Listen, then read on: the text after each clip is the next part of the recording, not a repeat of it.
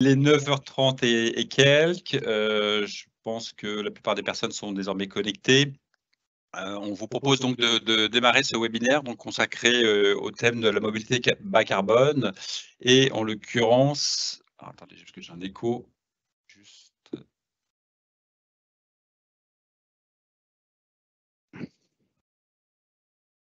Donc de la mobilité bas carbone et effectivement comment passer de la mobility policy, de la car policy pardon à la mobility policy.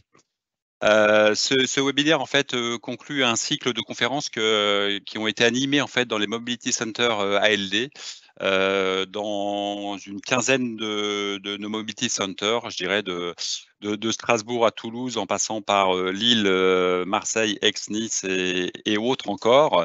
Le principe effectivement est de pouvoir échanger donc, avec, nos clients et puis, prospects sur ce thème donc de la mobility policy. Et ce qu'on vous propose aujourd'hui avec Johan, c'est une version un petit peu raccourcie au travers donc sur 1 heure, au travers de ce webinaire, pour aborder ce sujet. L'idée, c'est de pouvoir aborder le sujet donc en différents temps. Le premier, ça va être un petit peu en guise d'introduction, de faire un petit rappel du contexte général et notamment aussi réglementaire.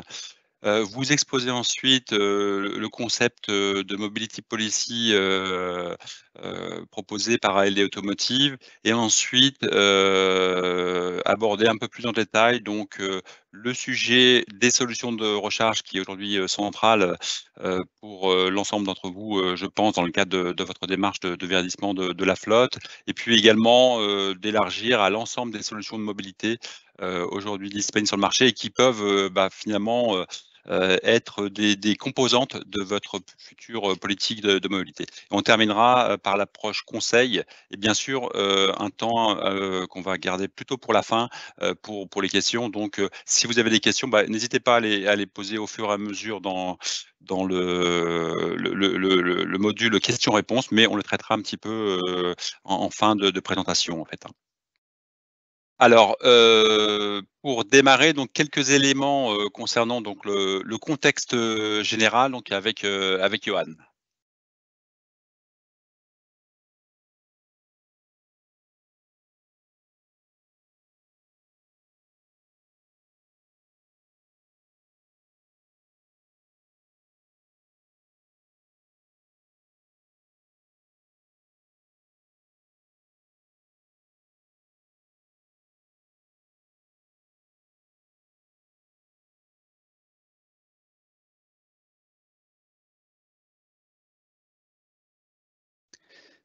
Ah, on t'entend pas là? Est-ce que vous m'entendez là? Oui, peut-être ça a changé. Je recommence. Donc sur les enjeux environnementaux et réglementaires, le premier sujet sur les enjeux environnementaux, aujourd'hui on a donc la lutte contre le réchauffement climatique d'une part, qui est lié aux émissions de dioxyde de carbone. Aujourd'hui, on considère encore que le secteur des transports est à l'origine de plus de 30% des émissions.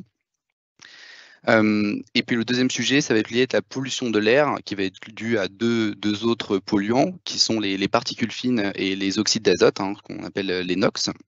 Aujourd'hui, on considère que 48 000 décès prématurés sont dus justement à cette pollution de l'air.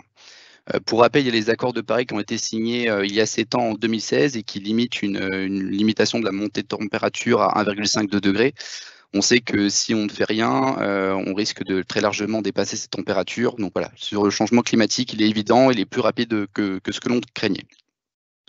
Sur le côté plutôt réglementaire, ici, vous voyez 3 sujets sur cette slide. Le premier, c'est que la mobilité est un thème à aborder lors des négociations annuelles obligatoires pour les entreprises de plus de 50 salariés. Et dans ce sujet de la mobilité, il peut y avoir un certain nombre de mesures qui peuvent être mises en place. Ça peut être simplement l'organisation du travail, avec la mise en place d'un télétravail ou être un peu plus flexible sur les horaires. Ça peut être aussi de l'incitation à utiliser des mobilités alternatives à la voiture individuelle, donc en proposant, en facilitant, on va dire, l'accès à des mobilités douces, avec typiquement la mise en place d'un forfait mobilité durable. Et en tout cas, s'il n'y a pas d'accord à l'issue de ces discussions, l'entreprise, elle se doit au moins de mettre en place un plan de mobilité employeur, un PDME.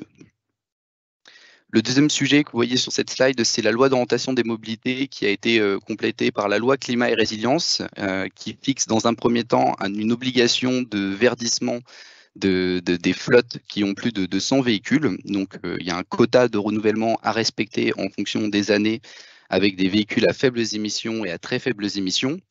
Nous étions à 10% en 2022, on va passer à 20% en 2024, puis on va atteindre 40% en 2027 jusqu'à 70% en 2030 avec toujours ces véhicules à faibles émissions et très faibles émissions qui devront être respectés dans les quotas.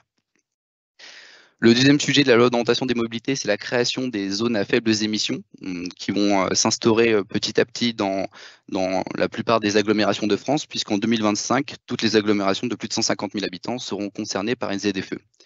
Aujourd'hui, les principales grandes villes de France sont les plus contraignantes sur l'accessibilité des véhicules en fonction de leur vignette critère, mais ceci va finalement s'uniformiser sur les territoires. Mais aujourd'hui, on a encore des règles qui sont bien spécifiques en fonction de chaque ville et même chaque commune. Et puis le troisième sujet de la loi d'orientation des mobilités, c'est la création de ce forfait mobilité durable, maintenant qui existe depuis quelques années et qui facilite finalement l'accès à des mobilités alternatives qui sont considérées comme plus propres et qu'on va pouvoir mettre à disposition des collaborateurs qui ne sont pas éligibles à un véhicule de fonction. On aura l'occasion d'en reparler tout à l'heure. Et puis le troisième sujet sur cet environnement réglementaire que vous voyez à l'écran, c'est le bilan des émissions de gaz à effet de serre, ou d'où l'acronyme BEGES, donc qui va concerner des entreprises qui ont plus de 500 salariés, alors sous condition qu'elles soient cotées ou non cotées en fonction de leur bilan et de leur chiffre d'affaires. Aujourd'hui, dans ce bilan des émissions de gaz à effet de serre, il était obligatoire de mesurer les scopes 1 et 2, qui concernaient les trajets professionnels, les trajets avec le véhicule de fonction. Et depuis le 1er janvier 2023, le scope 3 doit être également inclus dans cette mesure des émissions. Et dans le scope 3, on va avoir tout l'impact indirect par les trajets domicile-travail. Pour faire un petit rappel sur ces différents scopes, le scope 1, on parle vraiment des émissions directes causées par l'activité de l'entreprise. Donc ça va être typiquement la fumée d'une usine. Le scope 2, on parle vraiment des émissions indirectes causées par l'alimentation de l'activité de l'entreprise. Et puis, dans le scope 3, on va avoir toutes les émissions indirectes causées soit en amont, soit en aval de l'activité de l'entreprise. Et c'est là qu'on va inclure justement les trajets domicile-travail. Donc ça, effectivement, Johan, c'est un élément nouveau depuis le 1er janvier. Donc, les entreprises soumises à l'obligation d'établir un bilan de leur gaz à effet de serre doivent absolument inclure ce scope 3, donc l'ensemble des émissions indirectes. Merci Johan pour ce rappel réglementaire. Il y a aussi, au-delà des enjeux environnementaux, au-delà des enjeux réglementaires, il y a aussi, au sein des entreprises et organisations, un enjeu RH, autour du sujet de la mobilité. On voit que, les attentes des collaborateurs, changent, notamment, celles des alors pas que en l'occurrence, mais notamment celles des nouvelles générations que l'on cite, assez fréquemment. Ici, vous avez un chiffre sur la partie, gauche de l'écran, en fait, issu d'une étude qui a été réalisée par, l'EDEC, auprès des nouvelles générations, ce qu'on appelle les new gen et on se rend compte en fait que, pour ces nouvelles générations, donc les personnes qui, entrent, on va dire, sur le marché du travail, l'engagement, sociétal de l'entreprise est vraiment un critère déterminant dans le choix de leur premier employeur, en fait. Donc, aujourd'hui, ce qu'attendent les nouvelles générations et d'ailleurs aussi leurs aînés aussi de plus en plus, c'est vraiment, des engagements véritables de la part, de l'entreprise ou de l'organisation en matière de RSE, c'est pas des paillettes, c'est vraiment de vrais engagements, et également, ça c'est ce qu'on voit sur la partie, droite de l'écran, cette fois-ci issue d'une étude réalisée par Adecco. On voit que la qualité de vie au travail, fait partie aussi des critères, numéro 1, pour ces nouvelles générations. Donc, et parfois même, bien avant finalement le salaire en tant que tel, en fait. Donc on voit que les aspirations changent et qu'on attend d'entreprise, de l'organisation vraiment, un engagement véritable en matière de RSE et là encore le sujet de la mobilité est un sujet qui est important. C'est un sujet qui est de plus en plus, pris en compte, par les RH notamment, parce que c'est aussi un élément qui va permettre de venir renforcer la marque employeur, attirer de nouveaux collaborateurs, fidéliser ses collaborateurs. Donc la mobilité touche au quotidien, hein, quel que soit le mode, au quotidien des collaborateurs. Donc c'est un élément extrêmement important, là encore de plus en plus, suivi par les populations RH, en fait.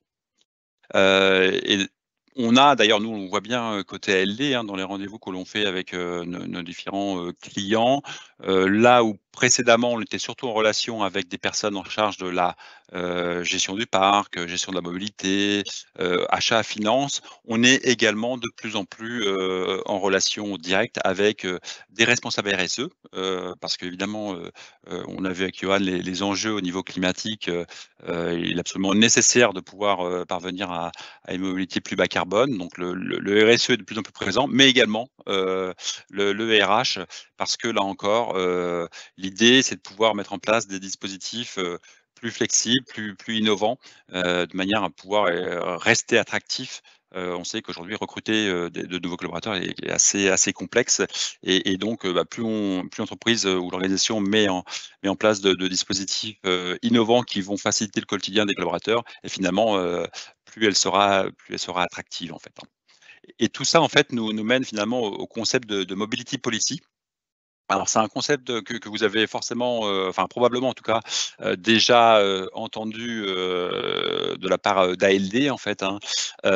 L'idée en fait, autour de la mobility policy, c'est, d'apporter justement, finalement de refondre, complètement, la politique de mobilité de l'entreprise. Le constat de départ, c'est que bien souvent, la mobilité, elle est couverte par 2 principaux piliers au sein de l'entreprise. Le premier, c'est, tout le volet flotte. Heu le volet flotte, donc véhicules de fonction, véhicules de service, véhicules, utilitaires et cetera. Et puis donc ça, c'est pour les personnes qui sont, éligibles à un véhicule, hein, dans le cadre de leur fonction. Et puis, pour les autres collaborateurs, le second pilier, en fait, de la mobilité au sein de l'entreprise, c'est, souvent, simplement, le fait de prendre en charge 50 de l'abonnement transport, en tout cas pour les personnes qui, viennent en abonnement en transport en commun. Généralement, ça se limite, souvent, pas que, mais en tout cas souvent. Alors certaines entreprises ont déjà mis en place, parfois des mesures en faveur, du peut-être du covoiturage ou, du vélo par exemple, mais au final c'est encore assez limité. Aujourd'hui vraiment ce qu'on retrouve de manière assez binaire, c'est d'un côté la flotte et de l'autre côté, le dispositif de remboursement, qui est d'ailleurs une obligation légale, hein, de rembourser, 50 du pass transport, pour les personnes qui viennent, travailler, en fait. Alors l'idée de la mobility policy, c'est, de travailler sur ces 2 dimensions. Donc il y a vraiment cette première idée que dans la mobility policy, le sujet de la mobilité n'est pas uniquement limité à celui de la flotte, mais vraiment on couvre là pour le coup, l'ensemble de la mobilité au sein de l'entreprise. En tout cas la mobilité du quotidien, hein. Là on met de côté encore autre chose qui est la politique voyage, les grands déplacements. Mais en tout cas, un axe un qu'on a matérialisé ici sur la partie en mauve, sur la partie haute on va dire du slide et puis, un axe 2 qui va correspondre à la mobilité domicile-travail, des collaborateurs qui, pour le coup, n'ont pas de véhicule d'entreprise, en fait, hein.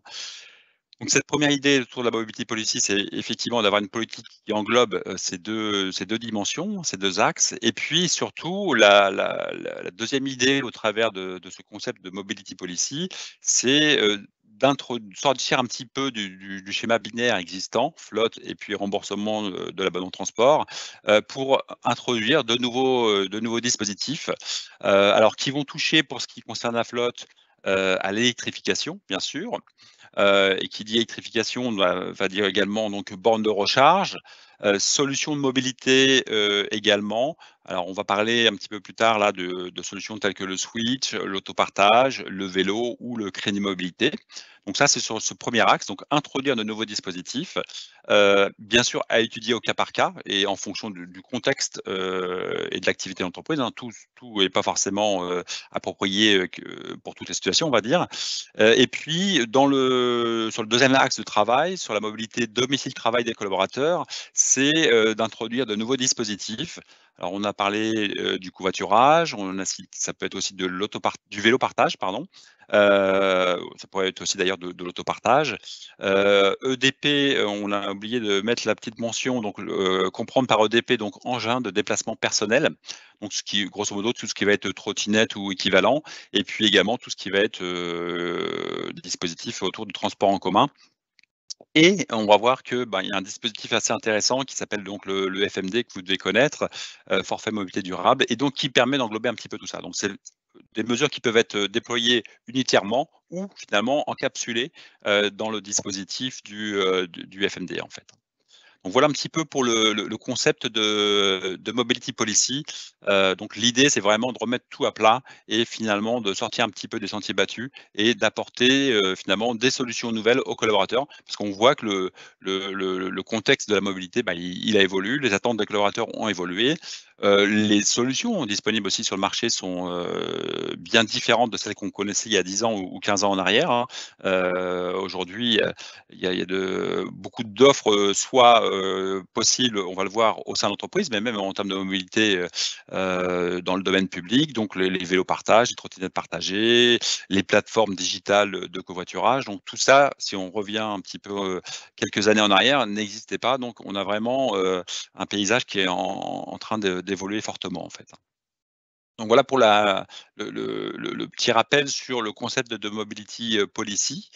Ce qu'on va vous proposer maintenant, Johan, c'est, d'aborder, bah, un sujet qu'on voit ici à l'écran, hein, c'est le sujet de la recharge, parce qu'aujourd'hui, finalement, quand on parle de mobilité bas carbone, en tout cas pour la partie flotte, ça va effectivement être l'enjeu principal de verdir, la flotte.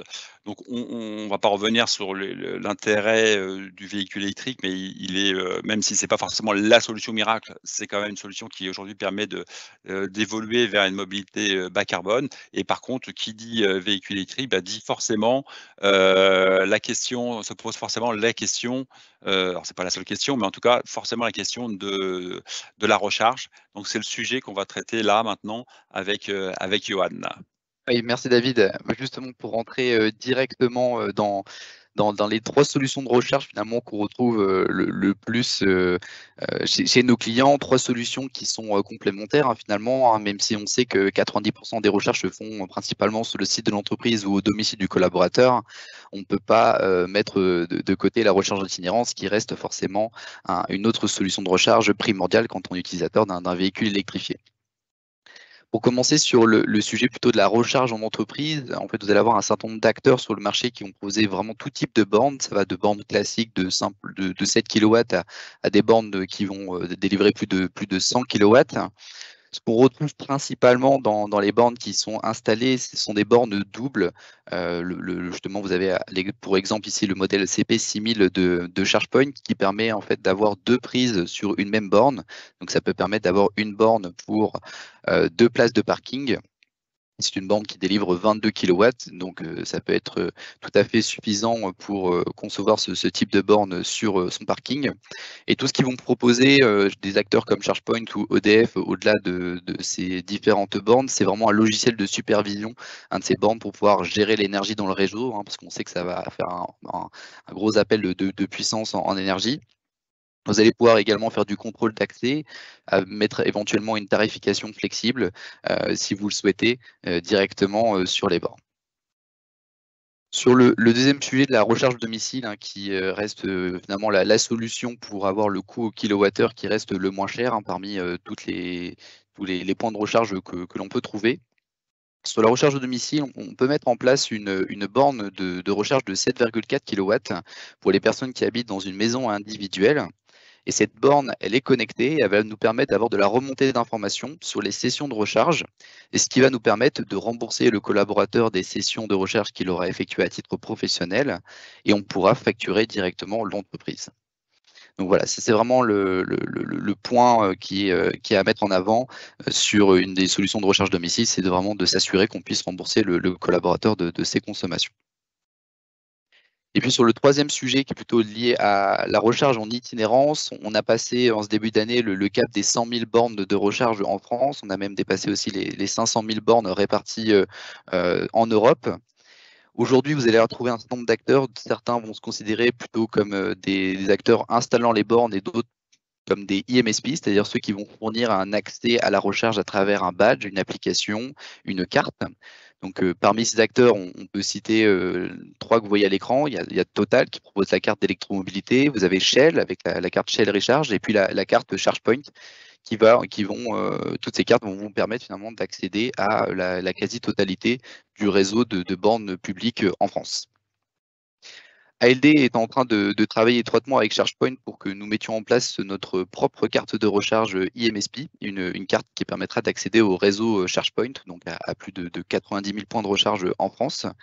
Et vous allez pouvoir utiliser cette application cette carte avec une application justement qui va vous permettre de localiser les bornes, avoir des informations dessus, que ce soit pour reconnaître leur disponibilité, est-ce qu'elles sont obsolètes, est-ce qu'elles sont en cours d'utilisation, avoir des informations sur leur tarification.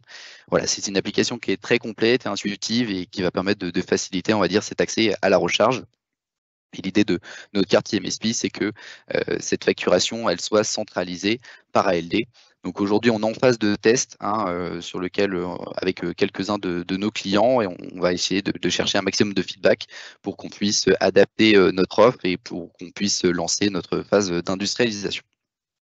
Donc effectivement, une future carte de recharge ALD avec une très, très bonne, couverture, réseau, une facturation, centralisée et donc cette carte effectivement, alors moi personnellement j'ai déjà commencé à l'utiliser parce que j'ai la chance de faire partie du panel de test, donc on a à peu près, 400, utilisateurs qui testent actuellement donc cette, future carte de recharge, ALD. Alors après sur la question de la recharge, ce qu'on peut dire également, c'est que finalement on voit que, on a, différentes solutions. Il n'y a pas une solution, meilleure qu'une autre, c'est surtout à adapter, hein, le mix, finalement en fonction des profils de collaborateurs et puis, de l'activité. La recharge en entreprise, finalement va bien convenir, on va dire, pour des, collaborateurs qui ont un profil assez sédentaire. Là encore, je me permets de reprendre mon propre, exemple. Moi, je recharge, sur un véhicule, donc je roule en véhicule électrique depuis à peu près 1 an et je recharge, donc chez ALD. Donc mon point de charge principal, c'est mon lieu de travail et finalement ça fonctionne bien. C'est aussi parce que j'occupe des fonctions assez sédentaires. Pour d'autres collaborateurs qui vont être plutôt, essentiellement sur la route et qui seront assez peu présents finalement, par exemple au bureau, là finalement la solution, nous semble être quand même, la recharge au domicile et comme vous le voyez donc ALD avec la solution ALD Home Collect propose une solution, qui va tout couvrir au travers du leasing la borne, son installation et le dispositif de remboursement de l'énergie, ce qui est important et puis donc à venir également donc la carte de recharge, ALD, ALD IMSP en fait. Hem, donc la recherche, c'est un premier sujet, important. On peut vous accompagner aussi, on en dira un mot, à la fin sur l'approche conseil, mais on peut également vous accompagner, justement dans l'étude un petit peu de la mobilité de vos collaborateurs, notamment au travers d'enquêtes, pour avoir une meilleure compréhension de cette mobilité et puis aussi, se projeter un petit peu sur les besoins, sur le dimensionnement, nécessaire, par exemple, sur vos différents sites, sur, la capacité ou pas éventuellement à recharger au domicile, selon que le lieu d'habitation du collaborateur, selon, est-ce qu'il a tout simplement, de quoi garer son véhicule à son domicile ou est-ce que le véhicule dort dans la rue? Donc tout ça va vous aider aussi à bâtir votre, politique de recharge, votre mix entre la recharge en entreprise, la recharge de domicile et puis la recharge en itinérance, même si on considère que la recharge en itinérance, en général, est plutôt, un complément par rapport à un point de charge principal qui sera effectivement au domicile, ou à l'entreprise comme l'a indiqué, Johan en fait. Hem, Autre sujet également, autre solution, hein, qui peuvent, également intégrer votre nouvelle politique de mobilité, on va voir que l'éventail est assez et d'ailleurs c'est une question qu'on a eue, donc on va y venir. On a eu une question là, savoir, à quoi correspondait donc le switch. On va y venir là dans quelques minutes, hein.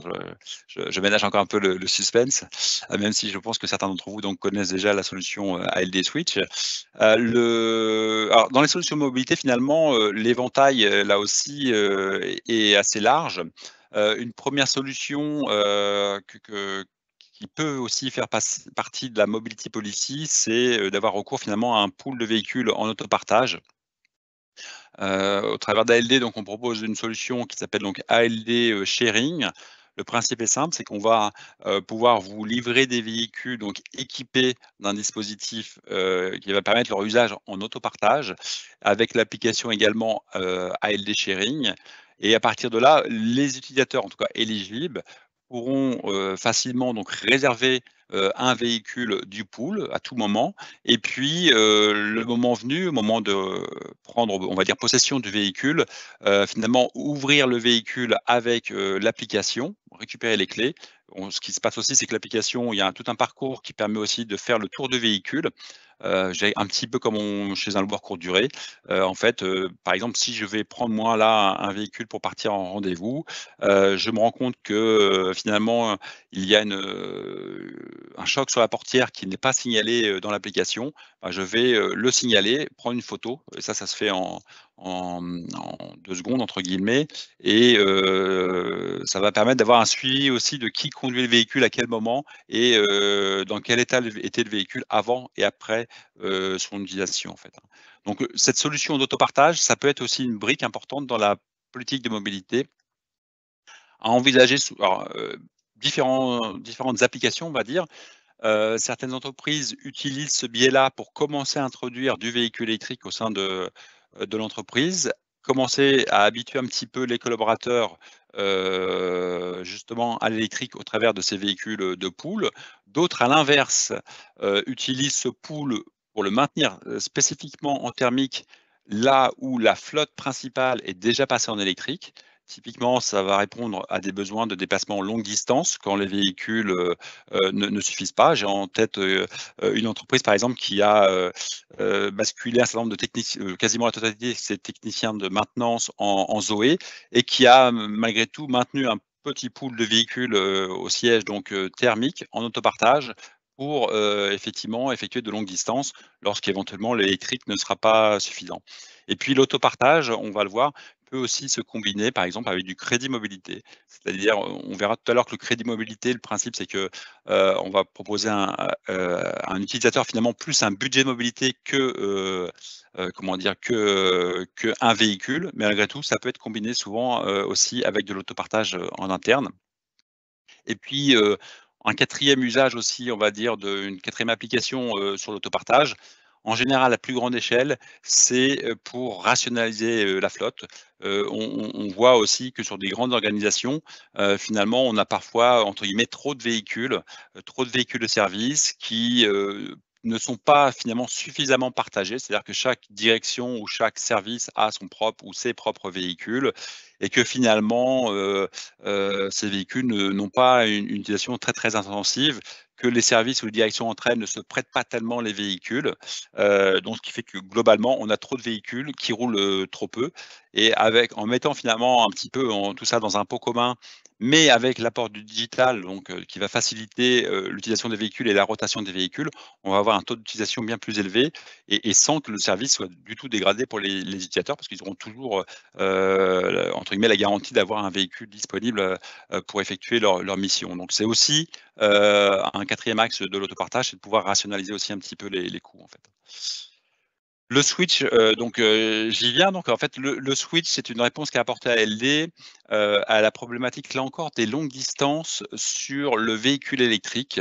Ce dont on se rend compte, là aussi je me réfère aux enquêtes que l'on réalise pour nos clients, on voit que, quand on analyse l'usage, la mobilité, des collaborateurs, on se rend compte que pour bon nombre de collaborateurs, là j'ai plus parlé de véhicules de fonction, finalement l'usage professionnel est aujourd'hui souvent, alors pas tout le temps non plus, on a vraiment parfois aussi une catégorie de population qui roule beaucoup, là peut-être qu'encore éventuellement encore un peu tôt pour les mettre en électrique, mais globalement, on voit quand même aujourd'hui, et compte tenu des autonomies des véhicules, on peut déjà, aujourd'hui considérer qu'un véhicule électrique peut convenir à beaucoup d'usages.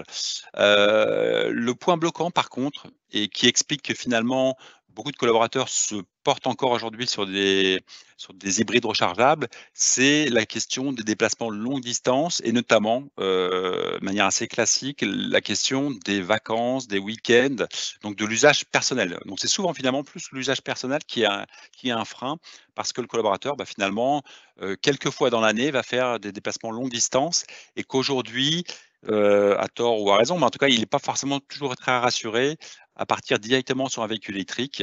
Il aura toujours tendance, en tout cas un bon nombre, à opter pour un véhicule hybride rechargeable en se disant: «Au moins j'ai le moteur thermique pour faire des longues distances».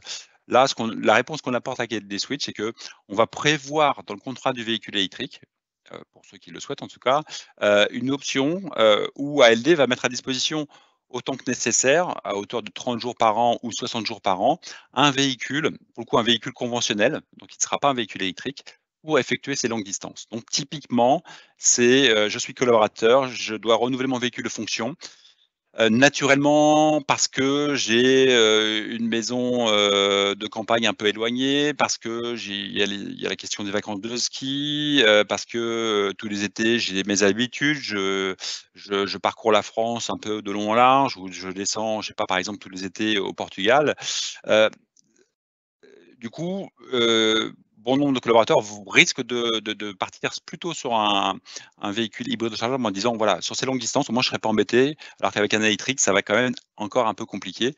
La réponse qu'on apporte là, c'est avec des Switch, c'est qu'on va, à chaque fois que nécessaire, donc apporter un véhicule au collaborateur, un véhicule conventionnel. Alors soit au point de départ, ou soit à destination. Donc ça peut être aussi le collaborateur qui part en week-end en TGV, ou qui voilà, alors en France ou en Europe, hein, ça peut être aussi, à Lisbonne, à Rome ou ailleurs. On va aussi, pouvoir lui réserver un véhicule et ça sera décompté sur le compteur. Donc c'est une bonne mesure pour le Switch, ALD Switch pour, finalement inciter le collaborateur à passer sur un véhicule, 100 électrique sans avoir cette crainte de ces déplacements un petit peu, voilà, les quelques 2-3 déplacements, longue distance dans l'année qui, pour certains, sont encore bloquants pour passer directement sur un 100 électrique. Bon, même si certains, iront peut-être aussi, c'est pas là encore, le switch n'est pas une obligation, c'est une possibilité. Donc intégrer, le switch dans sa mobility policy, finalement, ça va être une manière de pouvoir, faciliter le recours et se donner plus de chances de convaincre un maximum de personnes sur, le passage au 100 électrique. Toujours sur le sujet des mobilités, on a, également, le sujet alors qui parfois entre guillemets, heu, peut prêter à sourire, mais je pense qu'il ne faut pas prendre ce sujet-là du tout, à la rigolade. On le voit d'ailleurs dans les villes aujourd'hui, dans les agglomérations et pas que. On voit vraiment que le vélo est en train de retrouver finalement une fonction qu'il avait un peu perdue. C'est-à-dire que le vélo avait été, si on remonte quelques décennies en arrière, avait été un mode de locomotion, on va dire, au quotidien pour beaucoup de personnes qui allaient travailler, en vélo, si on reprend les années, je sais pas 50 ou et quelques. Entre-temps, le vélo avait été un petit peu relégué, au seul domaine des loisirs. Aujourd'hui, le vélo retrouve donc une vraie fonction, centrale autour de la mobilité, alors principalement dans les grandes agglomérations, mais là encore pas que.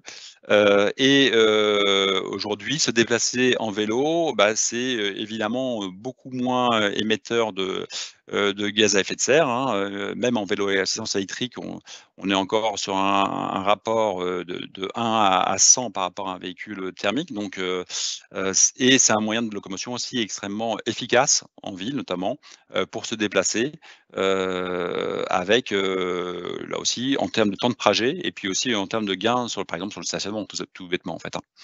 Alors le vélo peut être intégré dans votre mobility policy, sous différentes formes. Là encore, tout ça, on est là sur, on va dire, des briques que vous pouvez assembler pour définir des packages, à proposer à vos collaborateurs. Un premier format, ça va par exemple de pouvoir proposer un vélo donc à assistance électrique donc, ou pas d'ailleurs, hein, ou même un vélo musculaire, à un collaborateur en complément d'un véhicule de fonction. Donc c'est typiquement quelque chose que l'on propose chez ALD, c'est, pour un collaborateur soit de choisir la catégorie, du véhicule de fonction, auquel il est éligible ou sinon éventuellement de faire le choix de descendre d'une catégorie, mais d'avoir, en complément un vélo assistance électrique en fait. Donc ça aussi, c'est quelque chose qui peut être intéressant pour des collaborateurs qui, par exemple, n'habitent pas trop loin de leur lieu de travail. On estime en général qu'avec un vélo assistance électrique, même en n'étant pas sportif, on peut facilement faire, 10 kilomètres, 12 kilomètres, voire un peu plus. Donc aller, hein, donc aller-retour, le double et on a donc le vélo, certaines journées finalement on va simplement au bureau sans forcément se déplacer et puis, bah, on garde le bénéfice du véhicule de fonction, d'une catégorie en dessous. Mais en général donc ça permet d'avoir finalement une offre un petit peu différenciante, qui va intéresser un certain nombre de collaborateurs, qui va permettre aussi de baisser effectivement les émissions, carbone et ce pour un TCO identique, hein. Donc c'est ça qui est important aussi, c'est que ça ne coûtera pas cette solution-là ne coûtera pas plus cher à l'entreprise ou à l'organisation que, le véhicule, de fonction principale en fait. Le vélo peut être aussi pris, unitairement. Ça peut devenir le principal, véhicule. On a, ce cas-là m'a été encore remonté hier, donc le cas par exemple de collaborateurs qui, là encore, sont quand même plus sur des fonctions, sédentaires, qui habitent donc, assez proches de leur lieu de travail, qui n'ont pas forcément de quoi stationner un véhicule de fonction à leur domicile, lorsqu'ils habitent par exemple en centre-ville et parfois, bah, la réponse ça va être, proposer un vélo, assistance électrique, donc 2 fonctions, qui va être le véhicule principal du quotidien, où on va, que l'on va compléter par un switch.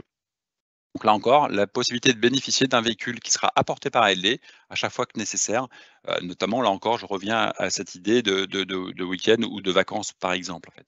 Et puis le vélo peut être aussi proposé, dans le cadre d'un programme plus large, donc pas uniquement vélo de fonction, mais programme plus large à l'ensemble des collaborateurs. Donc l'entreprise, en général, lorsqu'elle met ce dispositif-là, en place, va prendre en charge une certaine partie, par exemple des loyers et une partie qui va rester à la charge du collaborateur. Généralement, on est souvent sur un ratio de 70 pris en charge par l'entreprise et 30 à la charge du collaborateur. Pour les collaborateurs qui veulent finalement, changer leur mode de mobilité et opter pour le vélo, dans le cadre de leur mobilité, domicile-travail, en fait. Et puis également une autre application aussi, possible du vélo, là au travers d'une application, enfin d'une solution partagée qui s'appelle donc ALD, Bike Sharing. Là, on est plus sur on l'a pas à l'écran en termes d'image, mais on est plus sur une solution, avec une station, et un petit peu, on va dire, comme un Vélib, mais qui serait, donc, installé, par exemple, dans vos locaux et plus pour un usage ponctuel, donc d'avoir des vélos à disposition, pour, ponctuellement aller, se déplacer en rendez-vous, aller déjeuner avec des collègues et cetera, voire rentrer le soir également, chez soi. Donc là aussi, le vélo, est une composante qui est de plus en plus, intégrée dans les politiques de mobilité, soit, au niveau global, dans le cadre de la mobilité domicile-travail, ou soit, également dans le cadre du vélo de fonction, heu, avec switch ou en complément du véhicule de fonction, si tant est que le collaborateur effectivement, descende d'une catégorie, si en tout cas si on veut rester dans un coût identique. Voilà quelques idées de mobilité alternative qui peuvent intégrer également donc votre nouvelle, mobility, policy. On a aussi, Johan, d'autres dispositifs, notamment au travers du crédit mobilité et puis du forfait mobilité durable, et donc, Exactement. Justement, en fait, 2 règles plutôt assez strictes. On essaye d'aller de plus en plus vers des règles, vers un modèle, on va dire, où les règles, elles sont plus personnalisables et elles s'adaptent plutôt en fonction des besoins et des usages de chacun. Et parmi les solutions qui s'intègrent dans une mobility policy, il y a 2 dispositifs qui se mettent de plus en plus en place dans les entreprises, qui sont donc le crédit mobilité et le forfait mobilité durable. Le crédit mobilité est vraiment adressé aux collaborateurs qui sont éligibles à un véhicule de fonction. Et l'idée est en fait de proposer une sorte d'alternative éco-responsable au véhicule de fonction en proposant aux collaborateurs un budget mobilité qu'on a appelé un crédit mobilité et qu'on peut concevoir soit en formule partielle ou en formule totale. Comme le disait David tout à l'heure, on peut combiner plusieurs modes de mobilité. On peut faire une formule un petit peu à la carte, c'est-à-dire que le crédit mobilité peut venir en complément d'un véhicule de fonction ou le crédit mobilité peut venir en complément, par exemple, d'un véhicule en autopartage, de manière à ce que le collaborateur ait quand même l'accessibilité à un véhicule pour ses déplacements, on va dire, qu'il ne pourrait faire qu'en véhicule. Mais le crédit mobilité va être très, très large hein, sur les modes de mobilité qu'on va pouvoir utiliser. Et le collaborateur peut autant l'utiliser dans des déplacements professionnels que personnels, même si on sait que le crédit mobilité va quand même être plus utilisé dans un cadre personnel, étant donné qu'on cible plutôt des personnes qui ont finalement assez peu besoin de leur véhicule de fonction en tout cas quand on le met en formule de crédit mobilité total. Le deuxième dispositif sur le forfait MT durable, là, on va s'adresser à tous les autres collaborateurs donc qui n'ont pas de véhicule de fonction, qui ont habituellement un remboursement des transports en commun à hauteur de 50% ou un petit peu plus, ou qui ont éventuellement des indemnités kilométriques vélo. L'idée est de leur proposer ce forfait mobilité durable qui va permettre d'accéder à différents types de mobilité. David a pu en citer tout à l'heure, que ce soit à travers des véhicules en autopartage, avec des vélos partage, avec de l'achat de tickets à l'unité, ou encore acheter un EDP, que ce soit une trottinette, un vélo, un monoroue et tous les autres types de mobilité individuelle qui existent. Là, l'idée du forfait MT durable, c'est vraiment d'inciter, de la même manière que le crédit mobilité, à une mobilité plus durable et flexible. Et ce qu'on va proposer, au-delà de ce forfait MT durable aux collaborateurs, éventuellement, c'est un budget de mobilité unique, ce qu'on a appelé un BME, où le collaborateur aurait dans un même budget son remboursement passe-transport et son forfait MT durable. Et en fonction de ce qu'il a besoin pour ses trajets domicile-travail, il pourrait piocher dans le budget qu'il souhaite en fonction de ses besoins. L'idée vraiment de ces deux dispositifs, c'est de faciliter l'accès en fait à ces mobilités douces, à ces mobilités alternatives aux véhicules de fonction, on va dire traditionnels, et de finalement réduire les émissions de CO2 dans la flotte. Et puis, c'est aussi un moyen d'améliorer votre politique d'attractivité, votre politique de rétention, puisque le collaborateur, on le laisse vraiment libre dans les modes de mobilité qu'il pourra utiliser pour aller à son travail.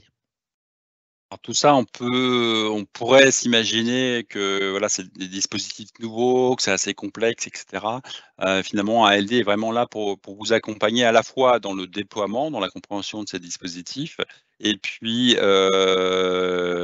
également, on a une solution, qui s'appelle donc ALD Move, qui va permettre justement de faciliter la gestion, de ces différents, dispositifs, Johanna. Exactement.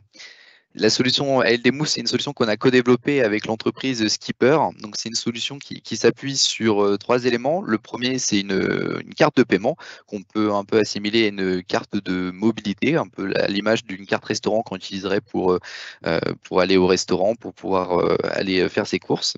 La carte ALD Move est une carte de mobilité que le collaborateur va pouvoir utiliser pour toutes ses dépenses de mobilité, qu'ils soient dans un crédit mobilité ou dans un forfait MT durable. Le collaborateur, il utilise sa carte de paiement avec une application qui va lui permettre finalement de gérer son budget mobilité. Il va pouvoir avoir un accès sur l'historique de ses transactions, éventuellement faire des demandes de remboursement si on est dans un cas un peu plus spécifique. Et il va pouvoir avoir accès aussi à un calendrier, que ce soit pour faire de la déclaration des indemnités kilométriques vélo ou éventuellement accéder à un planificateur de trajet. Au-delà de cette application et de cette carte de paiement, c'est aussi une plateforme de gestion qui va plutôt être là dédiée au fleet manager responsable RH ou toute partie prenante finalement dans le sujet de la mobilité. Et cette plateforme de gestion va permettre vraiment de piloter votre politique de mobilité sur ces dispositifs et avoir un contrôle sur que ce soit la facturation, que ce soit sur les programmes, sur la gestion des justificatifs voilà, et tout sur la partie comptabilité également. Voilà. L'idée, c'est vraiment de simplifier cet accès à la multimobilité pour tous les collaborateurs, que ce soit pour l'utilisateur final comme pour les gestionnaires de cette multimobilité. C'est vraiment un élément important donc, au travers de la carte, c'est effectivement d'avoir toute cette traçabilité sur, les dépenses qui ont été faites et de s'assurer, qu'on est bien sur les dépenses éligibles par rapport au programme de mobilité qui a été défini, que ça soit un programme de crédit mobilité ou que ça soit un programme de FMD. Et évidemment, dans le cadre d'un programme de FMD, les mobilités proposées se limitent au cadre légal, hein, parce que là, pour le coup, le FMD, il est très, très encadré. Donc il est issu de la LOM, hein, il est très encadré, donc on va avoir effectivement, comme l'a dit Johan, tout ce qui va être vélo, covoiturage, engin de déplacement personnel, ticket, à l'unité, par exemple, donc uniquement ces mobilités-là. Donc c'est vraiment un outil qui vous permet, finalement d'avoir une traçabilité pouvoir voilà, doter vos collaborateurs d'un dispositif qui va les inciter autant que possible à aller vers une mobilité plus douce qu'aujourd'hui, dans le cadre de leur déplacement domicile-travail, avec donc des exonérations effectivement à hauteur de 700 € par an et par collaborateur en fait. Hem, voilà pour les solutions de mobilité. Donc finalement, on a vu, de l'autopartage, le switch, donc en complément soit d'un vélo, soit d'un véhicule électrique, heu pour on va dire, essentiellement pour l'usage personnel, lié aux vacances par exemple. Le vélo qui est vraiment, là aussi une composante à prendre entre guillemets «au sérieux» sur, la mobilité du quotidien, en tout cas pour une certaine typologie de déplacements ou de collaborateurs.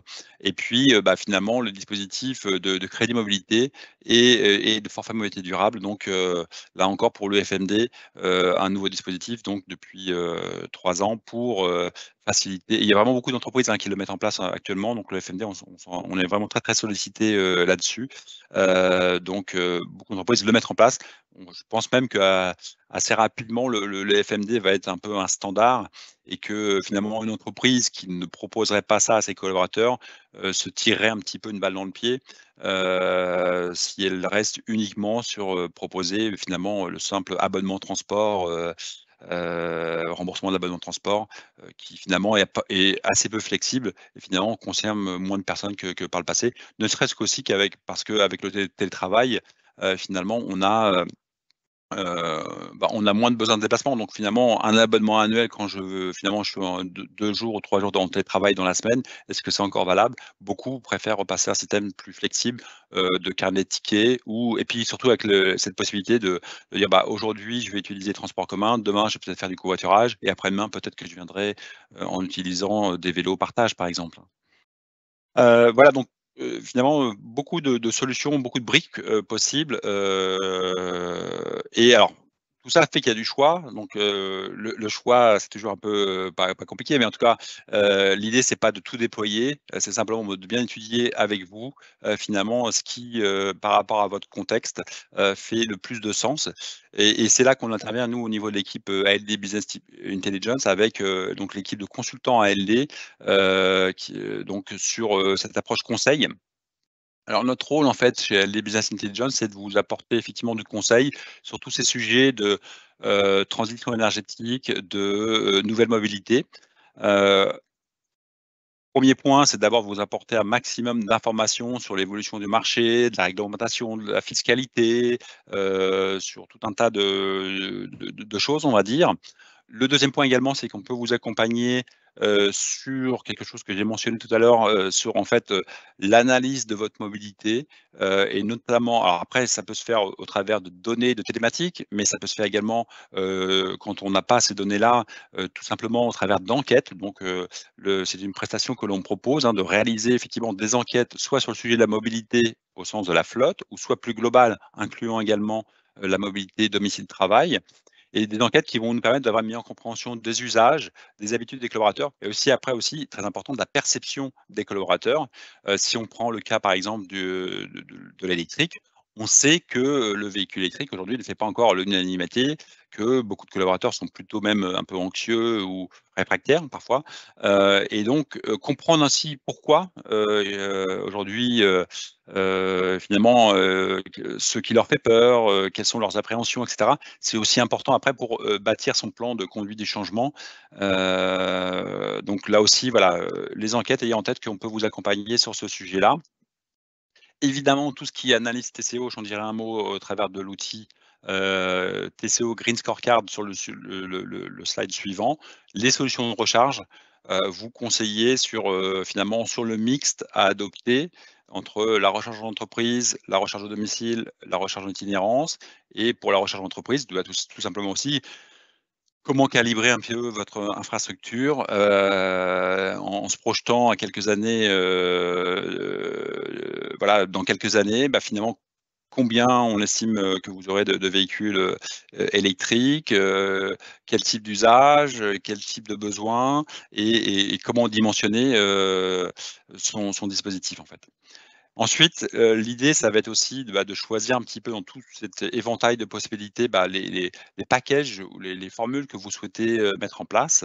L'idée, c'est vraiment pas de mettre en place, tout, en même temps, simplement de retenir uniquement, ce qui vraiment fait du sens pour vos collaborateurs en termes de mobilité, ce qui va leur faciliter la vie, ce qui va leur apporter de nouvelles solutions. Après, c'est aussi, au travers de la mobility policy, c'est aussi de mettre, finalement tous ces sujets de recharge, ces sujets de nouvelles mobilités, c'est des sujets qu'on n'avait pas avant, donc c'est des sujets qui étaient pas présents dans la charte, hein, alors qu'on peut appeler parfois aussi car policy, et donc là, ça va être de mettre noir sur blanc aussi ces règles en termes d'accès aux bornes de recharge, de remboursement, de règles à suivre, par exemple sur la recharge publique, sur l'usage de telle ou telle solution. Donc là aussi de mettre noir sur blanc tout ça au travers d'une charte. Et puis on vous aide également sur la partie implémentation, et ça, on le fait avec, notamment, l'idée étant de vous accompagner dans la communication que vous allez avoir vis-à-vis de vos propres utilisateurs. Donc, avec, Yoann et puis avec l'équipe ALD Business Intelligence, on réalise comme aujourd'hui beaucoup de webinaires ou d'événements, avec des gestionnaires de mobilité, des gestionnaires de flotte et cetera. Mais, également, on peut aussi, vous accompagner dans votre communication. Donc là, typiquement sur un événement en présentiel, sur votre site ou, en distanciel sur un mode plus, par exemple webinaire, comment effectivement, et notamment par rapport, typiquement aux véhicules électriques, comment mieux expliquer, comment démystifier, le véhicule électrique? Parce qu'on voit bien, et là je reviens à l'histoire des enquêtes, on voit bien que aujourd'hui beaucoup d'utilisateurs sont pas trop bien informés, ou, vont avoir un point de vue complètement déformé par rapport à plein de choses qui se disent notamment sur internet. Il y a beaucoup de bad buzz sur le véhicule électrique. On va vous dire que voilà, que l'hiver, l'autonomie est divisée par 2, que les bornes de recharge publique, ça marche jamais. Enfin, il se dit un peu tout et n'importe quoi sur le véhicule électrique. Il est important aussi de rétablir certaines, vérités, dire ce qu'on peut faire et ce qu'on ne peut pas faire avec un véhicule électrique, que vos conducteurs soient vraiment bien informés, en fait. Donc voilà, on peut, quelques exemples sur la démarche d'accompagnement donc du consulting, ALD Business Intelligence. Et puis, alors on l'a présenté plus en détail lors des rendez-vous ALD Mobilité dans les Mobility Centers, mais juste un exemple d'outil qu'on utilise, c'est le TCO Green Scorecard. Là, toujours sur, le véhicule électrique. En fait, c'est un outil qui va répondre à la question du coût. Donc c'est, avoir une meilleure compréhension finalement, du TCO, du coût de détention d'un véhicule électrique. Donc en jouant sur différents paramètres, évidemment toute la partie loyer avec service, en tenant en compte évidemment qu'on a des coûts d'achat plus élevés, on a moins de remises chez les constructeurs sur des véhicules électriques, certes, mais finalement après quand on pousse le raisonnement, qu'on va intégrer toute la partie fiscalité extrêmement importante, mais complexe, l'outil donc prend tout ça en compte. Quand on va en prendre en compte également, l'usage, on va établir avec vous des hypothèses en matière de recharge. Est-ce que la recharge, ça va être plus au domicile, entreprise, recharge publique, recharge rapide et cetera? Est-ce que sur un hybride rechargeable, on va tabler sur, un usage intensif ou pas du mode électrique? Tout ça va nous donner après un résultat en termes de TCO, et ce qu'on vérifie, et alors ça se fait au travers d'ateliers qu'on fait. Généralement, il faut compter 1 heure et demie, voire 2 heures selon le niveau de votre car policy, le nombre d'étages, on va dire. On Très rapidement, vous ressortez avec vraiment des exemples de modèles. Vous voyez vraiment ce que ça donne en termes de TCO, et on voit vraiment, en tout cas pour les véhicules particuliers, que le véhicule électrique, finalement tire très bien son épingle du jeu. Donc si l'exercice vous intéresse, je vous propose de prendre contact avec votre, conseiller commercial ou chargé d'affaires habituel, ALD, et puis, on aura plaisir à fixer une date pour un atelier, là encore, hein, 1 heure et demie, 2 heures, où, on prend, les différents niveaux de votre car policy. On prend à chaque fois un véhicule de référence qui est un véhicule qui est présent aujourd'hui dans votre, car policy, généralement plutôt encore, thermique, et puis on va positionner des alternatives green, hybrides rechargeables et puis surtout électriques, et on va voir comment ça se comporte en termes de TCO. Donc là encore, l'exercice est extrêmement intéressant. Donc voilà un petit peu sur l'approche conseil, très rapidement, sur ces sujets de transition énergétique et puis de nouvelles mobilités. Alors on n'a pas précisé, ce qui est vraiment important aussi dans cette démarche-là, c'est, de refondre, c'est vraiment d'associer dès le départ toutes les parties prenantes. Donc, pas uniquement la partie achat, la partie, gestion de parc, mais, bien sûr les RH et les RSE, que tout le monde soit dès le départ, autour de la table. C'est ce qui aidera finalement à, avancer, le plus vite et à ce que tout le monde s'aligne effectivement sur les dispositifs à mettre en place. Il nous reste quelques minutes, et donc, on vous propose avec Johan de répondre aux questions qui ont été posées lors de la présentation. Alors, la toute première question, j'aurais dû le préciser avant, donc, replay, de mémoire, je crois que oui, il y aura normalement un replay. Également, on va avoir un livre blanc, qui va paraître là d'ici quelques jours, qui va reprendre beaucoup de choses qu'on a vues aujourd'hui et puis d'autres choses aussi en complément, qui sera disponible sur le site, ALD. Et puis, pour ceux qui souhaiteraient les slides qu'on a projetés, on vous invite à en faire la demande auprès de votre conseiller commercial, votre interlocuteur habituel ALD. On pourra vous transmettre ces éléments, en fait, hein. Une question alors sur l'autopartage, se fait-il avec d'autres entreprises? En l'occurrence, c'est pas dans la solution qui est proposée, l'idée, c'est plutôt d'avoir un pool d'autopartage en interne au sein de l'entreprise, pour pouvoir le partager auprès de l'ensemble des collaborateurs de l'entreprise. Après de l'autopartage inter-entreprise, c'est un peu plus rare, mais ça pourrait se faire, également.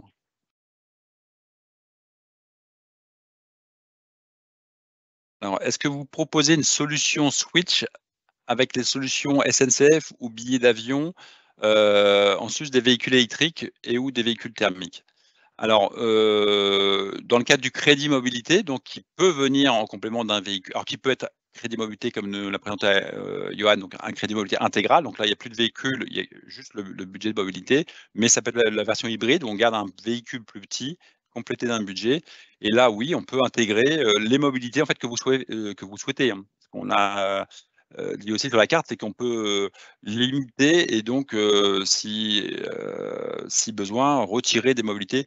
Je pense à ça, notamment l'avion aujourd'hui, il y a des clients, qui déploient le crédit mobilité. Certains, incluent la possibilité de réserver un avion et d'autres disent: «Non, l'avion aujourd'hui, c'est pas trop dans notre, politique RSE, donc on ne prend pas en charge l'avion», mais c'est possible en fait. Sur le papier, c'est également possible en fait. On a une question concernant les vélos. Confirmez-vous qu'il existe des dispositions fiscales sur le coût de la location? Aujourd'hui, alors pour information, le vélo n'est pas considéré comme un avantage en nature du point de vue de l'URSSAF. Que ce soit pour des vélos partagés comme pour des vélos attribués, il est possible de bénéficier d'une réduction fiscale à hauteur de 25% des frais engagés pour la location de vélos sur 36 mois minimum. Et c'est sous condition que vous mettez, alors quasiment gratuitement, eh bien, ces vélos pour les collaborateurs, il faut qu'il y ait un financement à minima de 70% de l'entreprise sur cette location de vélos. Donc ouais, effectivement, donc l'avantage là d'un dispositif comme le vélo, c'est que dès lors qu'il va être utilisé sur les trajets domicile-travail, donc pas de notion d'avantage en nature. Et puis, comme l'a dit Johan, donc 25 de réduction d'impôt sur toute la partie, loyer, heu, ou achat si jamais c'était un achat de vélo. La question sur ALD Move, les personnes peuvent réserver un covoiturage sur Blabla Daily, par exemple, ou un autre site dédié au covoiturage. Elles paient avec la carte qu'ALD fournit. C'est exactement ça, finalement, dans le cadre, par exemple, d'un forfait mobilité durable, le collaborateur, pour justement accéder à un service de covoiturage, va justement payer avec sa carte ALD Move directement sur l'application Blabla Daily ou une autre application équivalente, comme de la même manière qu'il le ferait pour accéder à d'autres types de mobilité. C'est vraiment comme une carte. Voilà, une carte de mobilité qu'on utilise pour à chaque fois qu'on doit dépenser dans ce cadre-là.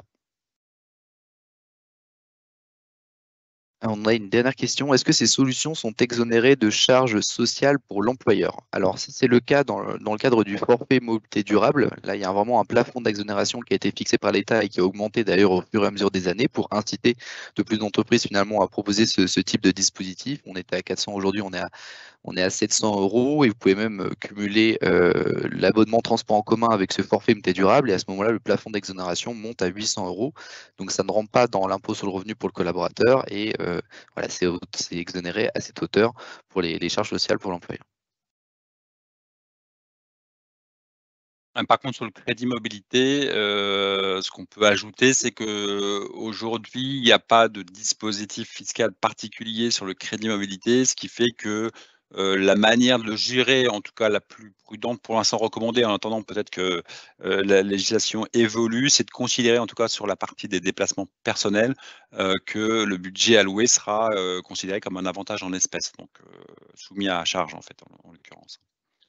Ceci dit, ça même dans ce schéma-là un peu, on va dire, prudent, on peut tout à fait dégager des budgets en termes de crédit mobilité tout à fait, attractifs pour les collaborateurs, parce qu'on a un point de départ qui est le TCO du véhicule initial qui en général, bah, quand même assez élevé, hein, parce qu'un véhicule, de fonction, bah, entre, la partie financement, les services, l'assurance, l'énergie, et puis la fiscalité, quand même de plus en plus lourd, en tout cas pour les véhicules thermiques, bah, finalement on a des TCO quand même qui sont assez élevés et on a en plus, quand même subi pas mal d'inflation sur ces dernières, années. Donc voilà, le crédit mobilité a aussi, même dans une approche on va dire prudente en termes de traitement fiscal, bah, permet de dégager des budgets qui sont quand même assez intéressants et qui vont, finalement répondre aux besoins de certains collaborateurs qui se déplacent alors quand même le crédit mobilité, on est quand même sur des collaborateurs qui se déplacent, plutôt, assez peu et donc qui vont pouvoir avoir, ce budget à disposition pour leurs déplacements à la fois pro et puis, à la fois personnels en fait.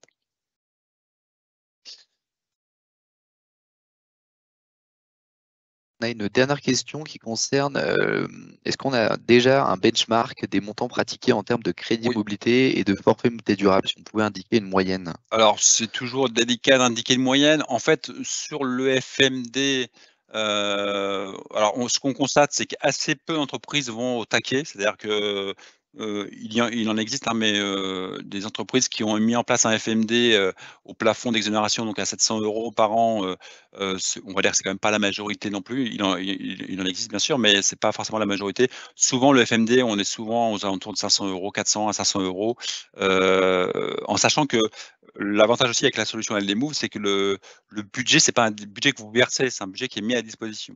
C'est-à-dire que le coût réel pour l'entreprise, c'est, ce qui a été consommé par le collaborateur. Donc si le collaborateur, en ayant recours donc à son avec sa carte LDMove va, prendre, des tickets, du Vélib et cetera ou ce qu'on veut, finalement en fin de période, peut-être que sur le budget qui a été alloué, admettons de 500 €, il aura peut-être consommé que 250 ou 300 €. Bon, bah, en fait, ce qu'on fait en général, c'est que le compteur est remis à 0 en fin de période. Il repart avec un nouveau solde, pour la période suivante. Donc, le coût réel, c'est pas comme si vous versiez l'argent, par exemple, sur le bulletin de paie, typiquement, en fait. Mais voilà, aux alentours de 400 à 500 €, c'est ce qu'on retrouve en moyenne. En deçà, certains ont mis des FMD à 200 €, 300 €. Ça nous semble, nous, pas suffisamment incitatif, en tout cas pour, arriver à convaincre un maximum de personnes de revoir un petit peu leur mode de mobilité, domicile-travail. Et puis sur le crédit mobilité, bon là, forcément ça en tout cas sur les crédits mobilité intégrales, on va être sur quelques milliers d'euros. Après tout dépend du niveau, dans la mobility policy de la personne, sur les premières catégories, on va être, souvent aux alentours de 3 000 à 4 000 € annuels et puis après, bah, ça peut monter, mais là encore ça dépend du positionnement et du budget initial, consacré aux véhicules de fonction. Selon les entreprises, bah, c'est plus ou moins évidemment plus ou moins élevé en fait. Ça peut être des montants très variables étant donné qu'on peut justement mixer avec des crédits mobilité partiels Oui, finalement à d'autres solutions de mobilité, ce qui fait qu'on peut avoir des montants, voilà, encore plus faibles. Donc ouais. ça peut être très variable, on va dire que ça peut varier Si, entre, voilà, 1 000 € à tout dépend là je parlais effectivement plus d'un crédit mobilité effectivement en vue de intégral, ouais, totalement. mais tout dépend comment c'est un petit peu articulé, hein. Hem, je crois pas s'il y a encore une question. Donc oui, on est en train de déborder, je pense, en temps, et de toute façon, on n'a pas d'autres questions. En synthèse, en fait, simplement, bah, vous montrer que finalement, il y a vraiment un champ des possibles qui est assez large, et que, bien sûr, les véhicules entreprises, les véhicules de fonction, ça reste notre activité principale, mais qu'on est en mesure aujourd'hui de vous proposer des solutions de mobilité alternative, qui vont venir compléter un véhicule de fonction ou un vélo de fonction tel que le Switch, tout l'éventail des solutions de recharge entreprise, domicile ou itinérance.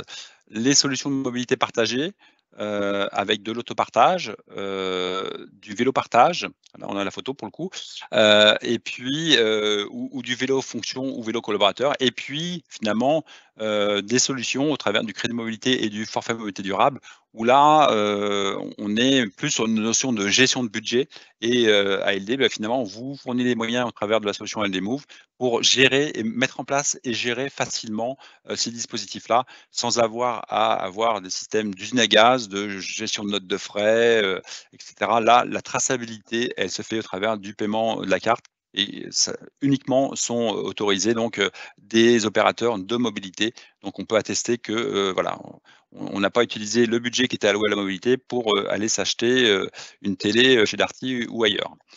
Donc voilà, une offre vraiment à 360 sur les solutions de mobilité et comme on vous l'indiquait donc, les équipes commerciales ALD et puis l'équipe de consultants ALD Business Intelligence, sont à votre disposition pour pouvoir vous conseiller, et finalement, refondre votre politique de mobilité en intégrant finalement un certain nombre peut-être de ces nouveaux dispositifs, pour finalement, avoir une offre à la fois plus, attractive pour les collaborateurs et puis, également, pour, parvenir à baisser, vos émissions de CO2, aussi bien sur la flotte que sur la mobilité, domicile-travail.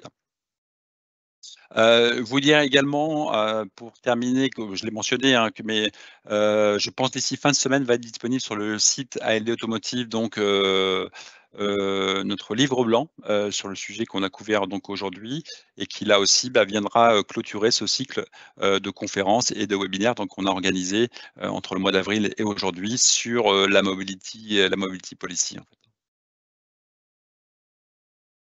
Voilà, s'il n'y a pas d'autres questions, il nous reste à vous remercier, vous dire là encore que n'hésitez pas à nous solliciter pour un atelier Green Scorecard, pour une présentation plus détaillée, en one to one, on va dire, sur tel ou tel sujet. Ça fait vraiment partie de nos missions, donc on aura plaisir à le faire. Donc surtout, là encore, n'hésitez pas. Votre point d'entrée reste, votre conseiller commercial ou chargé d'affaires, habituel, ALD Automotive, en fait. Un grand merci à vous. Merci à toutes et Un à grand tous. merci Johan et Merci puis David. merci et puis, on vous souhaite une excellente, passez une excellente journée. Merci à vous. Merci, au revoir. Au revoir.